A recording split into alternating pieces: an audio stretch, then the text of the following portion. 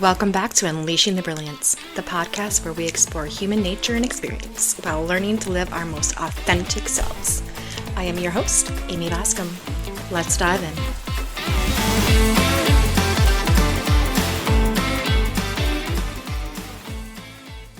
Hello, happy Monday. How is everyone doing today? I'm doing pretty good. I have an update from last week. Very, very excited to say that our lovely Phil and Jess have been reunited. Yup, Phil made it up to Canada just in time for Jess's surgery, and I hope that they had a fabulous Valentine's Day. So, yay! So excited for them. I don't know about you guys, but I've had situations lately that's kind of made me question some stuff. Part of your healing journey is establishing boundaries and knowing when and where to set them and with who. Now, if you're like my ex-husband and his entire family, they see boundaries as something that is going to harm you, that you are restricting them.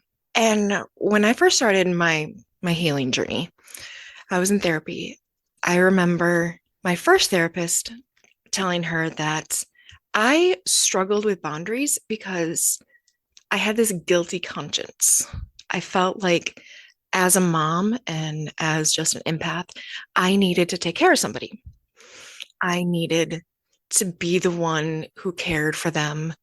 Never mind that my needs weren't getting met. Never mind that I wasn't filling up my cup. I was literally draining it. And she said to me, boundaries are not restrictions on relationships. Boundaries are there to keep a relationship healthy. It's knowing your limits and knowing what you will and will not accept.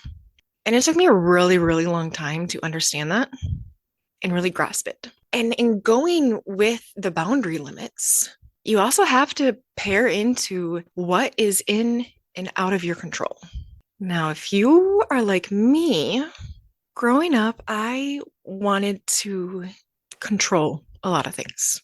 I grew up in a household in which my family had a lot of yelling and screaming, and my parents were just at each other's throats all the time. My sister and I would end up in our rooms. We didn't want to be around it. We didn't even want to talk. There was very little that we could control. And for my sister, she could control being able to be around her friends. She could control leaving the house. I could control being in my room. And I got a job pretty early and found every excuse to not be in the house. I would stay after school. I would try and find things to do on the weekends so that way I wasn't home. And that was my way of controlling the situation as a kid who had no control. And the other day, my daughter was really upset. And she and I have been talking a lot lately about what we can control. We validate feelings. I said to her, I completely understand why you're upset. You have every right to feel that way. However, is this something that we can control? So this is a really cool thing. Like, you can definitely look it up. It's called the Wheel of Control. And so the Wheel of Control has this cool little 6-thing wheel that literally says what is in and out of your control. There's lots of different interpretations of it. But yeah, so one of the things is we can only control ourselves. So what is in my control? My thoughts and my actions.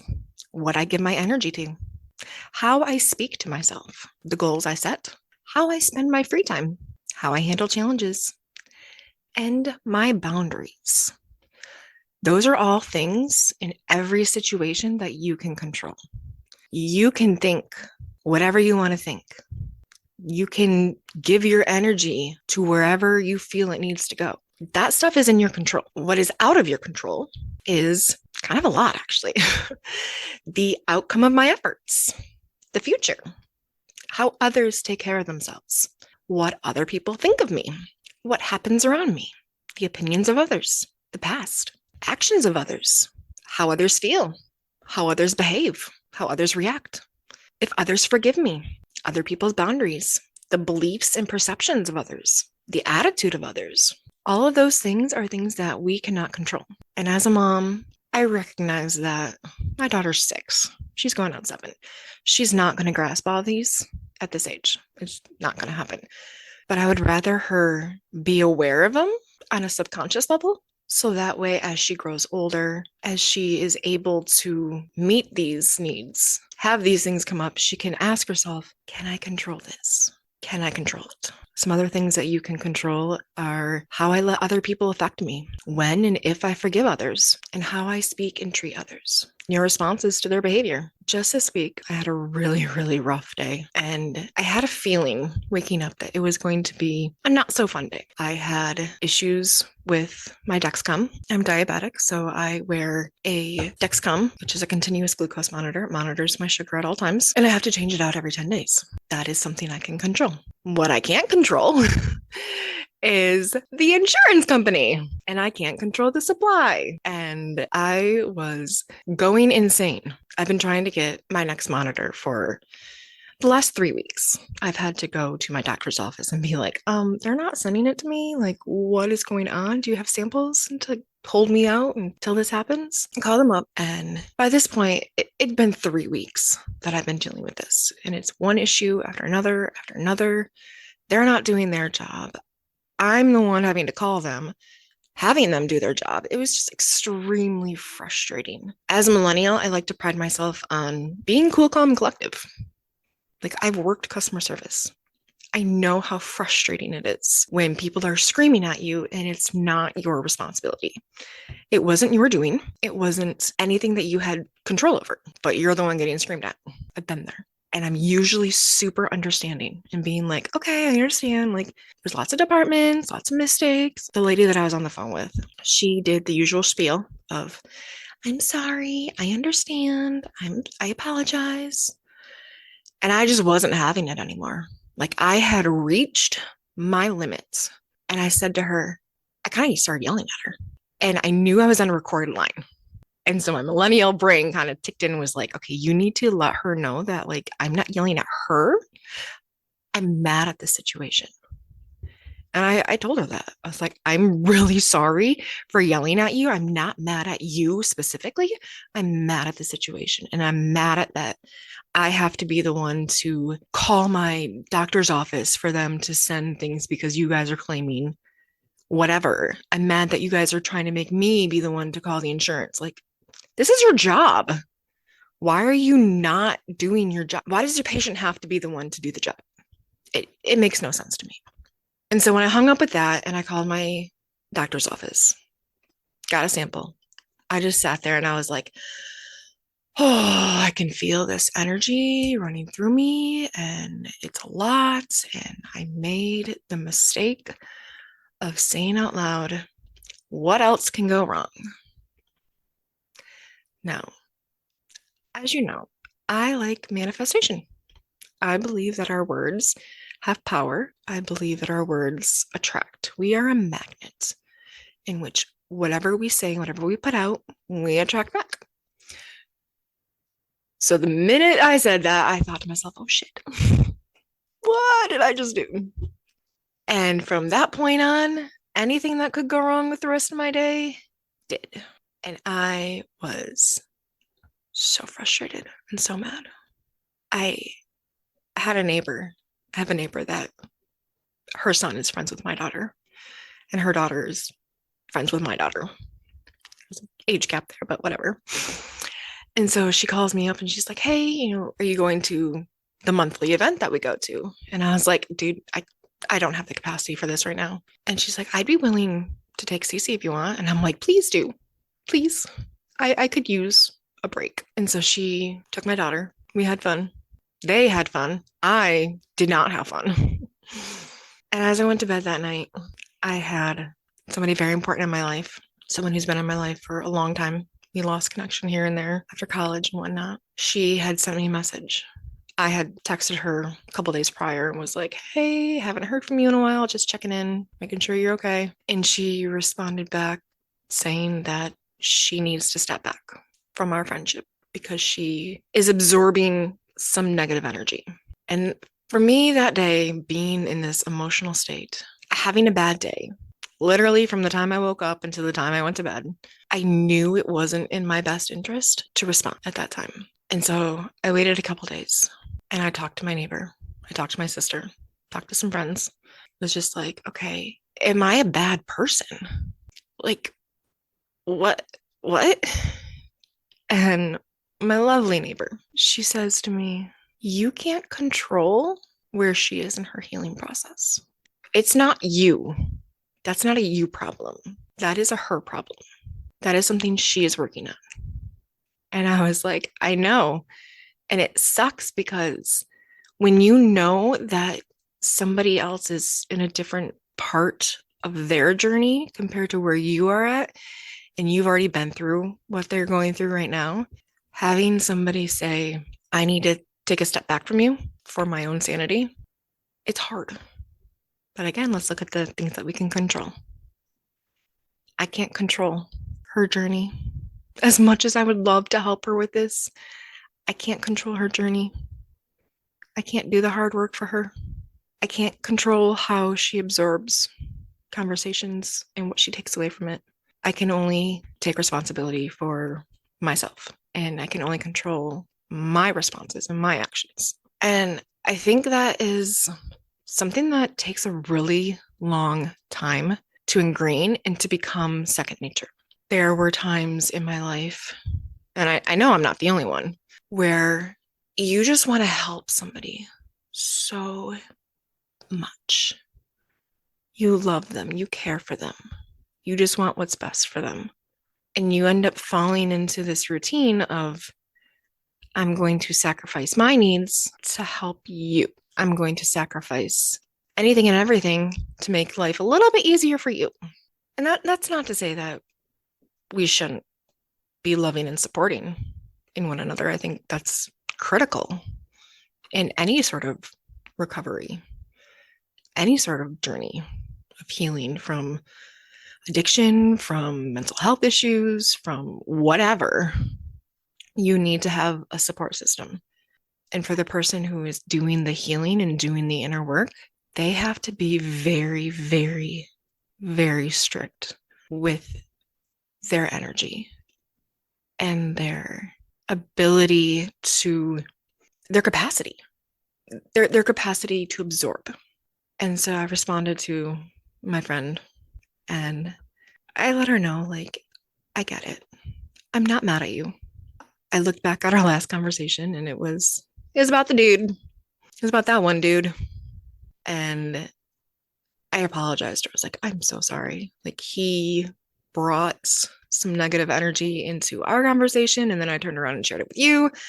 That was not my intention. Like, my intention in sharing that story with you was for us to applaud one another, to be like, wow, we can recognize red flags that a year ago, 5 years ago, 10 years ago, we never would have been able to recognize.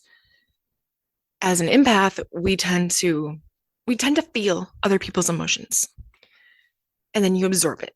And it becomes very, very hard to recognize what is your energy and what is somebody else's. And it's very easy for other people's negative energy, whether it was intentioned or not, to affect you and your mood. Very easy to do that. And so I told her that I don't have any ill will against her. There's absolutely nothing. Like, I applaud her. I'm so proud of her and her journey.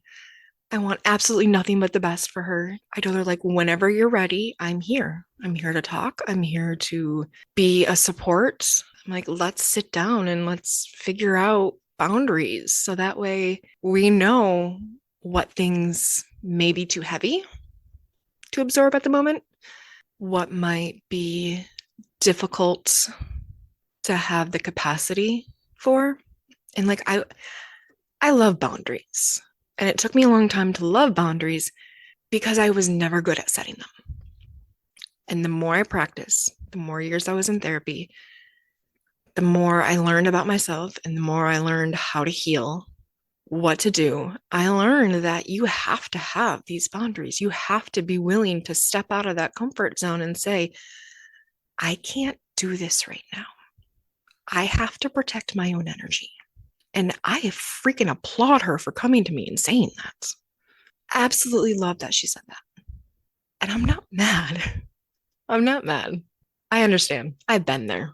And so that leads us to the question of what can we control? What can we control and how can we respond? Somebody said once, honestly, I'm blanking on who it was and where I read it at, but they said something along the lines of anything that somebody's going through, it's on them. It has nothing to do with you. So if somebody is being an asshole, that's on them. Okay, so here's another example. There is somebody in my daughter's life who loves to believe that she has changed. And she and I have had many, many, many conversations. And I've supported her with that. And I thought that at times she was supporting me in motherhood, whatever. But I noticed that she kept following the same patterns, the same types of relationships, constantly repeating cycles over and over and over again while throwing out the I'm a changed person, I'm different. And another person, a mutual friend of ours, said to me, oh yeah, this person told me to be wary of you because you are two-faced. And I started laughing. I was like, oh, is that right? Because pretty sure I'm not. Like, you will know if I like you and you will know if I don't. And if I like you and somebody's talking trash about you to me, I'm going to defend you. Like, it doesn't matter if you're in front of me, if you're behind me, if you're anywhere. I'm going to be real regardless of who's around me. And that's took a long time for me to reach that point. It took a lot of practice, took a lot of stepping out of my comfort zones. And so the person who said this to me, I was like, that's really funny because all summer she has made it sound like we were really good friends, like supported one another. And we were there for one another. And for her to go behind my back and talk trash about me, like that sounds pretty two-faced to me. That sounds pretty two-faced to me. And she's like, yeah, I don't say anything. And she's like, I'm very careful with what I write in text messages and what I post and what I share. Like I'm very cautious and scared or whatever. And I've come to the conclusion that being vocal and using your voice in whatever manner you choose to do it in, if you want to be authentic and be true to yourself, you have to show the good and the bad. Because every single one of us has light and dark in us. Every single one of us has positive and negative energies. It's whatever we feed that's going to take over. And you can't be afraid of change. You cannot be afraid to stand up and say, I can't do this. This is not in my comfort zone. This is not something I feel that is in my control. I don't want to do it. And that's fine. But you have to own who you are as a whole. And it's not easy all the time to love yourself. There are definitely aspects in which there are things that I don't love about myself. There are things that I struggle with still. But at the end of the day, when I reframe things, because that's the greatest thing is when you reframe things, you're able to shift perspectives. You're able to, instead of focusing on that one negative interaction, you're able to say, okay, out of 7 interactions, 10 interactions, 30 interactions, whatever, 97% of the time, I was good. I responded the way I wanted to. 3% of the time, I didn't. Pretty damn good. I mean, 97%, that's awesome. And so I came to the conclusion with the couple individuals that I know screenshots are going to pop up. I know that whatever I put in writing, whatever I put out here on a podcast, I better freaking stand up and be able to say, yeah, I said that and I stand by it. Do not say something if you're going to not stand by it. And I want you guys to realize that, and I want you guys to understand that it is okay to say something and then later down the line, learn that something may have been a mistake. I was on a call this morning with some of my friends in our podcast group, and we got talking about our families and being moms and what we're teaching our kids and what we taught our kids. And a couple of the ladies, they're older than me, so they have grandkids. She was saying that She recognized the more she learned and was talking and older she got that she thought she was being a good mom for XYZ, but that was what she knew. And as she learned that some of those behaviors that she thought were her being a good mom ended up being things that hurt your kid. And that's hard as a mom to see and accept, but you have to realize and you have to understand that every single one of us, no matter where we are in our healing journeys, where we are in life, we are doing the best we can with the information that we have. And we have to forgive ourselves and recognize that that may have been a past version of us. But since then, we've grown, we've learned new things, we've adapted, we've changed. We may no longer see things the same way. And being able to say, I was wrong, I learned more, that's the story of life. That is the story of life. Every single one of us are going to make mistakes. We can't control other people as much as we want to. We can't. So yeah. And going through my divorce, I wanted to be able to tell my daughter I did everything I could to keep our family intact. I did therapy. I tried couples therapy. I changed things. And my ex-husband, he tried in the sense that he was going through the motions, but he wasn't changing and growing. He wasn't admitting that he had faults, and he wasn't actively growing. And that can be hard. My daughter was 2 when I filed for divorce, just before she turned 2. And it was because I recognized that I did not want to give her the same childhood that my parents gave me. I didn't want her growing up hearing screaming and fighting, arguing over the dumbest things, arguing over serious things. I didn't want her to ever run into her room and be scared. I didn't want her to ever have to choose between your mom and your dad. And if I could protect her, I was going to.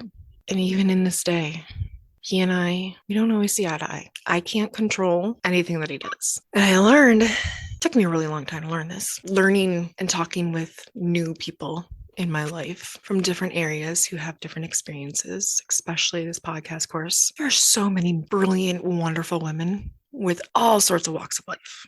Different experiences. They are amazing to sit and talk to. And I hope that I can bring some of the ladies on and we can just sit and chat. I love it. But in talking with them and learning, using their wisdom, taking their life experience, taught me that I can't control stuff. I had a trauma therapist say, and it was very controversial at the time. She's like, I get a lot of hate for this, but it's true. She said, you need to own your trauma. Nobody can protect you from your trauma. Trauma is part of life. The only thing that we can do as parents is give our children the tools, the coping mechanisms to handle whatever it is they go through. And it's been about 2 years, not quite 2 years since she said that. And even now I'm sitting here recording this podcast thinking to myself, I know my daughter has trauma. I've done everything that I possibly humanly can do to prevent it. And it's going to happen regardless of what I do and what I don't do. And there's 2 paths that you can take. You can sit here and beat yourself up and think you're a terrible mom because you weren't able to protect your child from all this sort of trauma.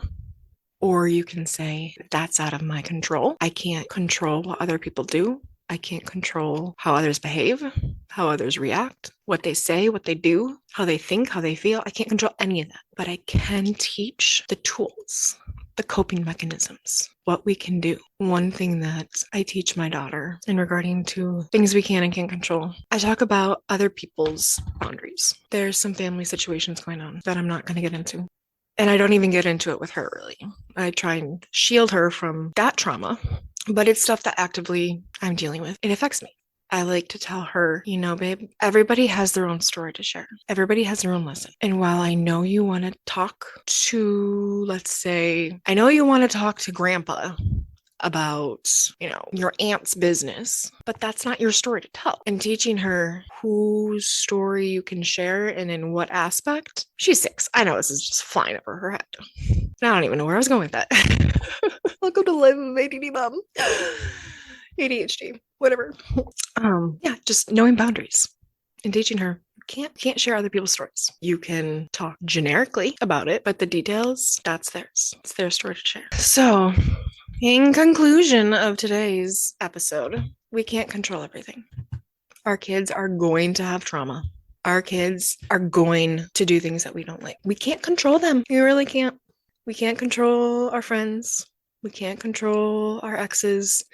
We can't control our partners. We can't control our parents, our friends, our family. Boundaries, feelings, responses, what you choose, all of that is within your control. What happens after, how other people respond, how other people think, what other people say, how other people treat you, that's not in your control. And you can sit and let it stew and torture yourself. But at the end of the day, the only person it's hurting is you. The other person doesn't give a shit. And I think about the Super Bowl. I am a huge Swiftie. I don't understand why there's so much hate when she's at a football game supporting her boyfriend. I've just like every other single woman out there supporting their boyfriend, their husbands, their partners, whatever. Every single person is out there supporting their loved one. And it's not in their control what the NFL shows. If somebody pans to Taylor Swift, the amount of people that boo her is insane. And I sit there and you watch the Super Bowl and you know that there was a moment where they pan to her and she's giving this like really confused look like, why are you booing me? Like, I'm here to support my boyfriend. She freaking played in the same stadium and sold out. So y'all can think that there's hate, that y'all hate her, but she doesn't give a shit.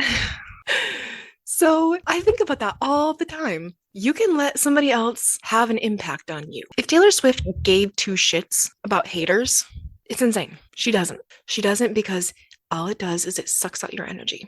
It puts you in a negative response. So don't do it. Put up that wall. Put up that boundary. Switch perspectives.